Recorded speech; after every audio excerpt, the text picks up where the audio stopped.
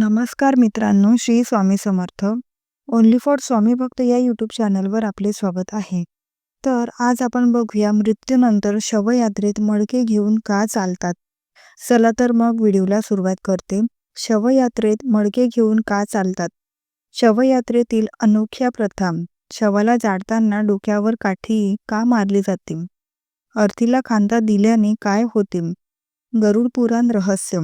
मित्रांनो, आपला हिंदू धर्म जन्मापासून मृत्यूपर्यंत 16 संस्कार असतात आणि यापैकी शेवटचा संस्कार म्हणजे 10 संस्कार जो व्यक्तीच्या मृत्यूनंतर त्याच्या नातेवाईकांकडून केला जातो. या संस्कारात अनेक खास रीतिरिवाजच पालन केलं जातात जे मान्यतेनुसार आत्म्याला मुक्ती मिळवण्यासाठी आवश्यक असतात.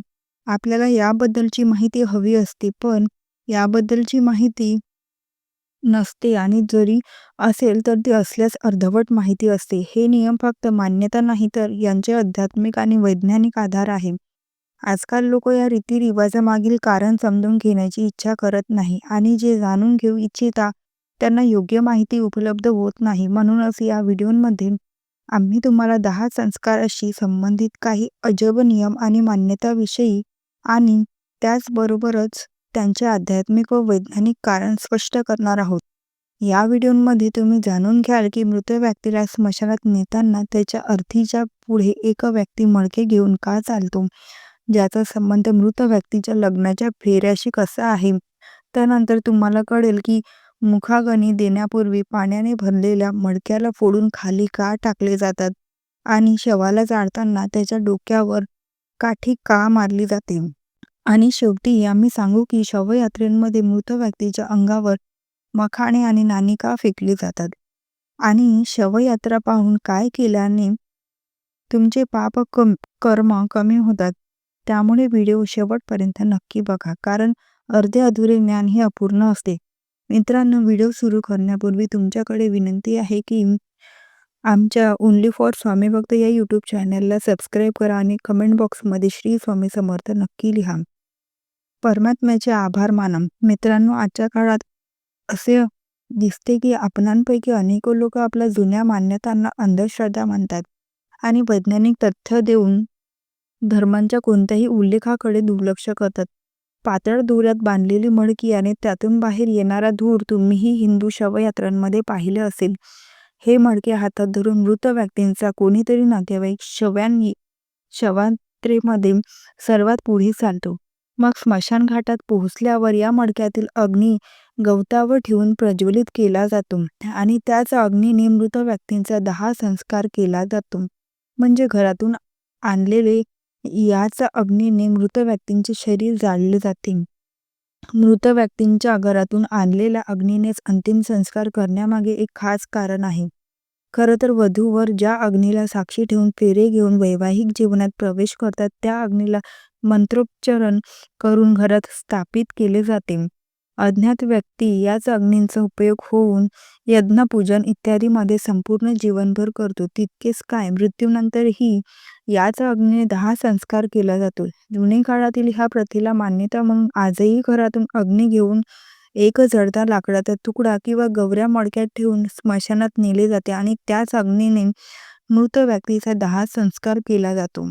त्याला आता बोलूया की मुखाग्नी देण्यापूर्वी पाण्याने भरलेल्या मडक्याला फोडून का टाकले जाते. मित्रांनो, अंतिम संस्काराच्या वेळी शवाला चितेवर ठेवून मृत व्यक्तीचा मुलगा किंवा इतर नातेवाईक पाण्याने भरलेला घडा आपल्या खांद्यावर ठेवून चितेच्या चारही बाजूंनी परिक्रमा करतो. या घड्याला एक छिद्र असते ज्यातून पाणी सतत गळत असते. परिक्रमा केल्यानंतर हा घडा जमिनीवर टाकून फोडला जातो. यानंतरच शवाला अग्नी दिली जाते. चला जाणून घेऊया की असे करण्याचे धार्मिक आणि वैज्ञानिक कारण. मित्रांनो, शास्त्रानुसार प्रत्येक गोष्ट नश्वर आहे. सजीव असो किंवा निर्जीव, सर्व काही एका निश्चित काळानंतर नष्ट होतात. हिंदू धर्मानुसार जीवन एका छिद्र असलेल्या घड्याप्रमाणे आहे ज्यामध्ये आयुरूपी आणि प्रत्येक क्षणी पडत असते आणि अशा प्रकारे थेंब थेंब करत मडक्यातून पडत पडत ते पाणी काहीच वेळा संपून जाते. अगदी तसेच जसे एखाद्या जीवाचे आयुष्य एका निश्चित काळात संपून जाते, याचेच प्रतीक म्हणून घड्याला जमिनीवर टाकून फोडले जाते. या प्रथेमुळे या प्रथेमुळे समाजाला वैराग्याचा संदेश मिळतो आणि मृत आत्म्याचे त्याच्या नातेवाईकांचे असलेले ममत्व तुटते. मित्रांनो, जर तुम्हाला असे वाटत असेल की यामागे फक्त अंधश्रद्धा आहे, तर तुम्हाला हे माहीत असू द्या की असे नाही. खरे तर यामागे एक ठोस वैज्ञानिक कारण आहे. पुरातन काळात स्मशानघाट नव्हते. अशा वेळी शवाला शेतांमध्ये जाळले जात असे. मटक्यात पाणी भरून शवाच्या भोवती फिरण्यामागे वैज्ञानिक कारण असे होते की जेणेकरून जेव्हा जळेल तेव्हा आग फक्त त्या परिसरातच राहील, पुढे पसरू नये. याच कारणांमुळे परिक्रमेच्या वेळी पाणी पुरून त्या परिसरातील जमीन ओली केली जात असे. मित्रांनो, अंतिम संस्काराशी संबंधित आणखी एक नियम खूप विचित्र आहे. यानुसार जेव्हा मृत व्यक्तींचे शव चितेवर जळत असते तेव्हा त्याच्या डोक्यावर जोरात काठी मारली जाते. या क्रियाला कपालक्रिया म्हणतात. कपालक्रिया जितकी विचित्र आहे तितकीच महत्त्वाची आहे. चला आता जाणून घेऊया याचे आध्यात्मिक आणि वैज्ञानिक कारण. गरुड पुराणानुसार शव जाळताना जर त्याचा एखादा अवयव शिल्लक राहिला तर ते अशुभ मानले जाते. शास्त्रानुसार 10 संस्काराच्या प्रक्रियेमुळे मृत व्यक्तींच्या पुढील जीवनांवर परिणाम होऊ शकतो. म्हणूनच तूप आणि कापूर वापरून शव पूर्णपणे जाळले जाते. अनेक वेळा पूर्ण शरीर जळूनही डोके जळत नाही, म्हणून काठीने मारून दिले जाते, त्यामुळे ते पूर्णपणे जळते. गाठीचा प्रहार कपाळाच्या मध्यभागी केला जातो, जिथे ब्रह्मरंध्र असतो. धार्मिक मान्यतानुसार ज्याच्या ब्रह्मरंध्राचे भेदन केले जाते त्याला स्वर्गाची प्राप्ती होते. कधीकधी असेही शक्य आहे की अंतिम संस्काराच्या वेळी खोपडी पूर्णपणे जळत नाही, तेव्हा तांत्रिक ती खोपडी सोबत घेऊन जातात आणि तंत्र क्रियांसाठी वापरतात. अशा वेळी मृत व्यक्तींच्या आत्म्याला खूप त्रास होतो आणि मृतकाच्या कुटुंबावर संकट येते. मित्रांनो, आता आपण जाणून घेऊया की डोक्यावर काठी मारल्याबद्दल विज्ञान काय सांगते. मित्रांनो, विज्ञानानुसार खोपडीची हाडे इतकी मजबूत असतात की त्यांना पूर्णपणे जळून राख होण्यासाठी बराच वेळ लागतो. अशा वेळी त्याच्या अर्धवट जळून राहण्याची शक्यता जास्त असते. कधीकधी एखादा जंगली प्राणी त्या उरलेल्या अवयवाला घेऊन जातो आणि तो कुठेही फेकून देतो, ज्यामुळे पर्यावरण प्रदूषित होते. याच कारणांमुळे शव पूर्णपणे जाळण्यासाठी डोक्यावर काठी मारून खोपडी फोडली जाते. मित्रांनो, चला आता जाणून घेऊया शवयात्रेत मखाणे आणि नाणी का फेकली जातात. मित्रांनो, मखाना फेकण्यामागे कारण आहे की समाजाला शिकवण देणे की हा अहंकार सोडण्याची वेळ आहे. कारण जसा मखाना बाहेरून फुगलेला असतो आणि दाबल्यावर कमी होतो, अगदी तसाच व्यक्ती जेव्हा जिवंत असतो तेव्हा अनेक गोष्टींसाठी बाहेरून घमंड दाखवतो, पण मृत्यूनंतर तो फक्त एक प्रेत होतो. याने हे सांगण्याचा प्रयत्न केला जातो की जीवनात कधीही घमंड करू नका. नाणे फेकून हा संदेश दिला जातो की जो माणूस आयुष्यभर त्याच्या मागे धावत होता तो व मरणानंतर त्याच्याजवळ शेकडो नाणी असताना ती उचलू शकत नाही.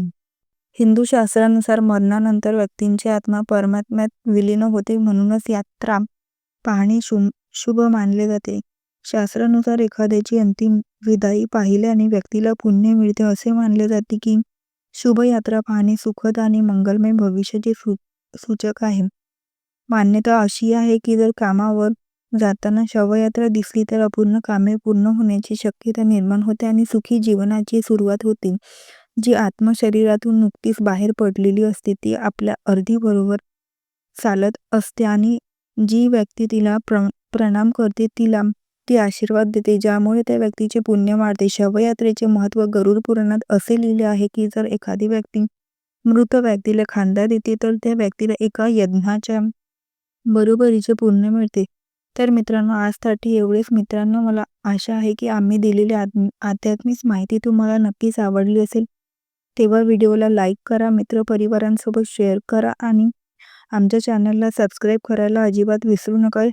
व्हिडिओ शेवटपर्यंत पाहिल्याबद्दल मनापासून धन्यवाद. श्री स्वामी समर्थ. जय जय स्वामी समर्थ.